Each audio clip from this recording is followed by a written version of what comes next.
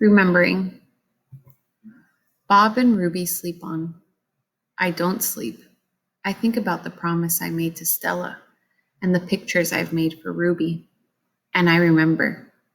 I remember it all. What they did. We were clinging to our mother, my sister and I, when the humans killed her. They shot my father next. Then they chopped off their hands, their feet, their heads.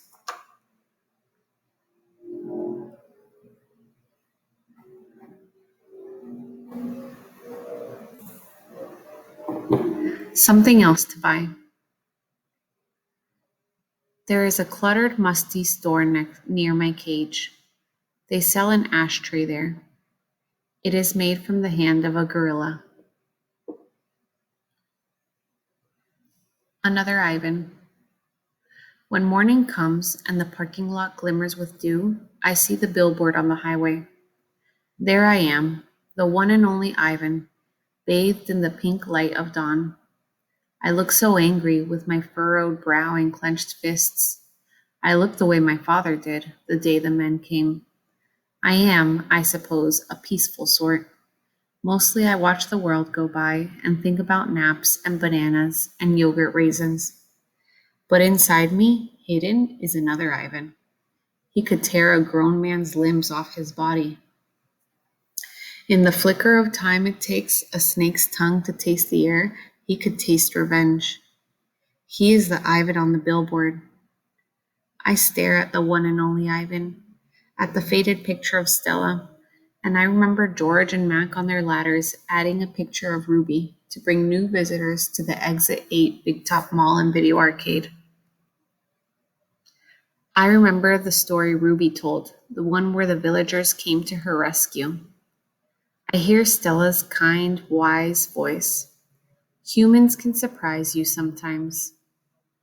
I look at my fingers, coated in red paint, the color of blood, and I know how to keep my promise. Days. During the days, I wait. During the nights, I paint. I worry when Mac takes Ruby into the ring. He carries the claw stick with him all the time now. He doesn't use it. He doesn't have to. Ruby isn't fighting back anymore. She does whatever Mac asks.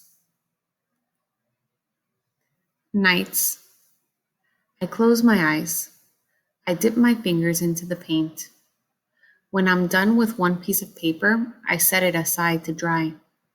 It's so small, just one sheet, and I'm going to need so many. I move on to the next, and the next, and the next. It's a giant puzzle, and I'm making the pieces one by one. By morning, my floor is covered with paintings. I hide the paintings under my pool of dirty water before Mac can see them. I don't want them to end up in the gift store, selling for $20 a piece, $25 with a frame. These paintings are for Ruby, every one of them. Project. Ivan, Ruby asks one morning when I am trying to nap, why are you always so sleepy during the day? I've been working on a project at night, I tell her. What's a project? It's a thing, a painting. It's a painting for you, actually, I answer.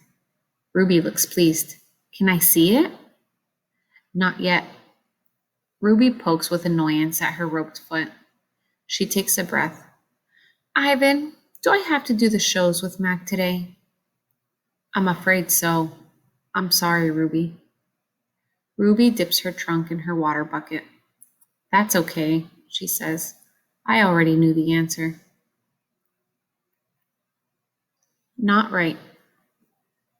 It's night again, and everyone's asleep. I look at the pictures I've just made.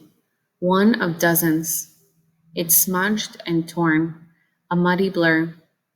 I place it beside the others lining my floor. The colors are wrong, the shapes are off, it looks like nothing.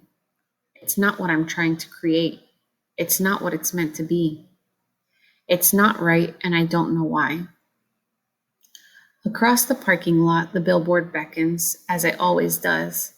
Come to the Exit 8 Big Top Mall and Video Arcade, home of the one and only Ivan, mighty Silverback. If I could use human words to say what I need to say, this would all be so easy. Instead, I have my pots of paint and my ragged pages. I sigh. My fingers glow like jungle flowers. I try again.